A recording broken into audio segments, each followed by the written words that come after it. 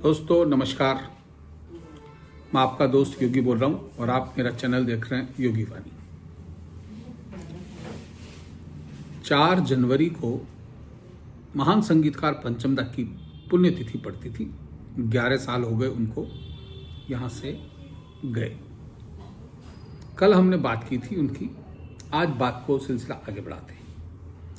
पहले सुपरस्टार राजेश खन्ना से उनकी बहुत गहरी छनती थी।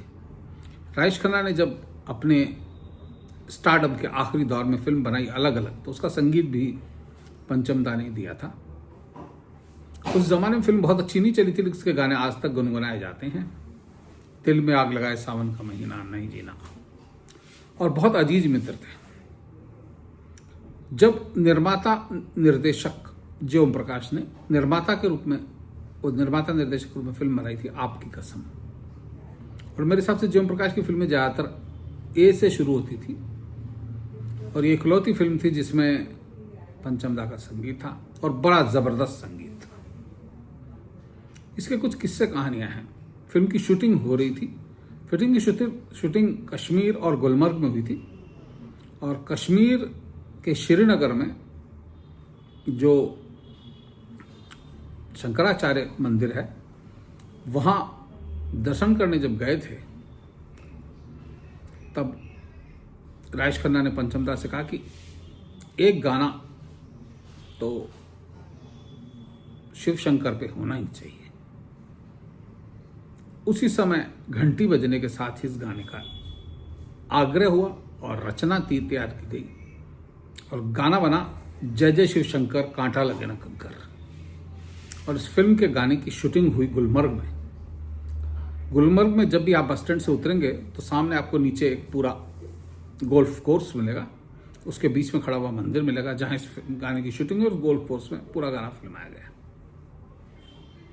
बड़ा मस्ती भरा गाना है। आज भी होली के अवसर पर उसे गाने को बहुत गाया जाता है, क्योंकि गाने में भंग की तरंग का उल्लेख है, और शायद इस तरह की मस्ती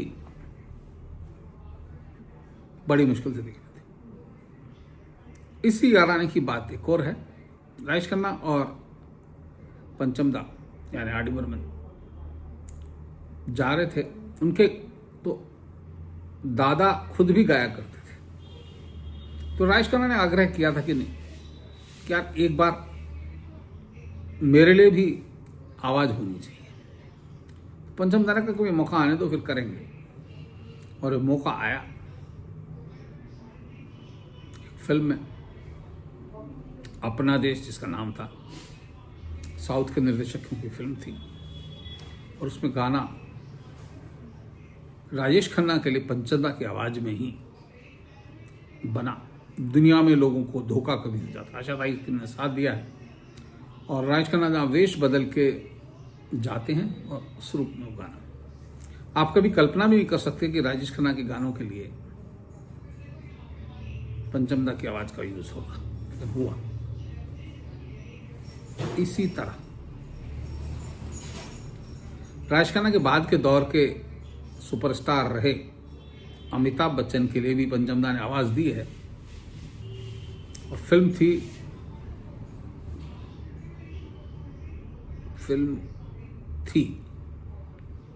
शान। जीपी सिप्पी की मेगा ऑपस फिल्म थी। यानी शोले की सफलता के हैंगओवर में इतना डूबे के बाद शान में बड़ा समय लगाकर उसको बहुत हाई क्लास फिल्म बनाने की कोशिश की, और फिल्म को आशातीत सफलता नहीं मिली। लेकिन उसका एक गाना रिकॉर्ड हुआ, वही विलेन की डेन में। शाकाल उसके विलेन थे, जो कुलभूषण खरबंदा उस जमाने के स्टेज आर्टिस्ट थे, उनको मौका दिया गया था। एकदम खलवाट, और उनकी जो अड्डा होता है, इसको डैन बोलते हैं, उसमें गाना गाना था, और गाना गाया था। शशि कपूर अमिताभ बच्चन फिल्म के हीरो थे, और गाना था यम्मा यम्मा ये खूबसूरत समा। और इस गाने के साथ एक बहुत अजीब ट्रेजेडी भी जुड़ी हुई है। पहली बार पंचम दा के लिए, पंचम दा के साथ रफ़ी साहब को गाना गाना था। रफ़ी साहब ने गाने गाया, पंचम दा ने गाया, और गाना थोड़ा बड़ा मुश्किल से रिकॉर्ड हुआ। और गाने का जब रीटेक सुना तो पंचम दा ने कहा कि नहीं गाना अच्छा नहीं हुआ। रफ़ी साहब ने कहा नहीं, कल इसे दोबारा गा देंगे, लेकिन वो कल कभी आया नहीं और रफ़ी साहब का रात को दिल का दौरा पड़ने से निधन हो गया और वो गाना एज इट इज फिल्म में लाया गया। पंचम दा को उसका बहुत अफसोस रहा कि गाना दोबारा नहीं बन पाया, जैसा चाहते थे ऐसा नहीं बन पाया। फिर भी गाना आज सुपर हिट है। तो कुछ ऐसे छोटे मोटे किस्से बहुत जुड़े हैं। पंचम दा की एक खास बात एक फिल्म के साथ जुड़ी और बताता हूं आपको मैं। पंचम दा का संगीत था। फिल्म थी ऋषिकेश मुखर्जी की फिल्म नमक हराम। आनंद की सफलता के बाद ऋषिदा अमिताभ बच्चन और राजेश खन्ना को लेकर फिल्म बनाना चाह रहे थे। फिल्म में उन्होंने अमिताभ बच्चन और राजेश खन्ना को कास्ट किया। हालांकि दोनों एक दूसरे के रोल मांग रहे थे। राजेश खन्ना मांग रहे थे जो रोल अमिताभ बच्चन ने किया था, एक जो मिल है उसके मालिक के पुत्र का, और जो मिल मजदूर का रोल था उसको मांग रहे थे अमिताभ बच्चन। लेकिन ऋषिदा इसके लिए तैयार नहीं हुए। अंततः ये फिल्म उनके हिसाब से ही बनी। इस फिल्म की खास बात एक, फिल्म के डायलॉग लिखे थे मशहूर गीतकार गुलजार। और सबसे बड़ी बात उसकी फिल्म के साथ ये जुड़ी थी कि फिल्म के गाने आनंद बख्शी ने लिखे थे। फिल्म में 4 गाने हैं और चारों के चारों आनंद बख्शी के लिए, और एक से बढ़कर एक सुपरहिट गाने हैं। दिए जलते हैं,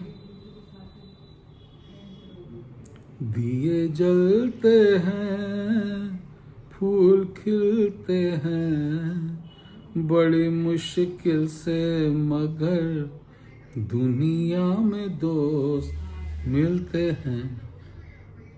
दूसरा गाना था मैं शायर बदनाम, ओ मैं चला।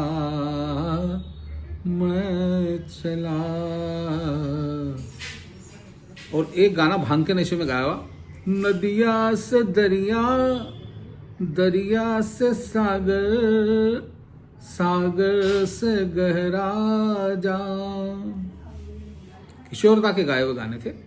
और चौथा गाना जो फिल्म की हीरोइन थी रेखा, उन पर फिल्माया हुआ था, और वो गाना आशा ताई ने गाया था। तो ये दोस्तों के किस्से हैं। आनंद बख्शी के साथ बहुत बड़ी गहरी छंती थी पंचम दा की। आनंद बख्शी ने फिल्म में बहुत गाने लिखे, लेकिन इसके साथ ही पंचम दा का एक बहुत अजीज दोस्त थे गुलजार, और शुरू के समय से ही गुलजार उनके मित्र थे।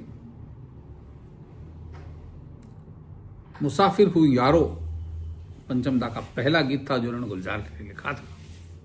और बताया जाता जब पंचम दा को पहली बार संगीत के लिए गुलजार ने साइन किया तो पंचम दा ने इस गाने की धुन बनाई और रात को 12 बजे ही आके घंटी बजा दी और गुलजार को बुलाया, आओ नीचे आओ। गाड़ी में बैठा के ले गए और रास्ते में इस गाने की धुन सुनाई। पहली मुलाकात किसी संगीतकार से ऐसी, और बाद में याराना। पंचम दा सफेद कपड़े वो गुलजार सफेद कपड़े पहनते थे तो उनको वो सफेद कौवा बोलते थे, प्यार से उनका था। और पंचम दा को तो गुलजार साहब जाने क्या क्या बोलते थे। मतलब उनका इतना याराना था कि आपस में जो यार दोस्तों में गाली गलौज वाली भाषा भी यूज होती वो कर क्या करते। उनकी दोस्ती बहुत विचित्र रही और उनके लिए वास्तव में पंचम दा ने निभाई अंत तक। पंचम दा जब भी प्रैक्टिस में धुन बनाने बैठते थे तो कोई अलग सी धुन बन जाती थी तो कहते ये उसके लिए रख लो, उसके काम आएगी, यानी गुलजार के लिए। और पंचम दा और गुलजार की मिल से जो एक से बढ़कर एक गाने बने हैं वो आज भी हमारे कानों को जो रस घोलते हैं उसका कोई जवाब नहीं। तो दोस्तों, कुछ दोस्तों के किस्से पंचम दा के, आगे भी अपन इस विषय पर बात करते रहेंगे। आज के लिए इतना ही। यदि आप चैनल पर पहली बार आए हैं तो इसे सब्सक्राइब कीजिए, वीडियो को लाइक कीजिए और संभव तो शेयर कीजिए। तो दोस्तों फिर मिलते हैं, तब तक के लिए जय हिंद, जय श्री राम, वंदे मातरम, जय श्री राम।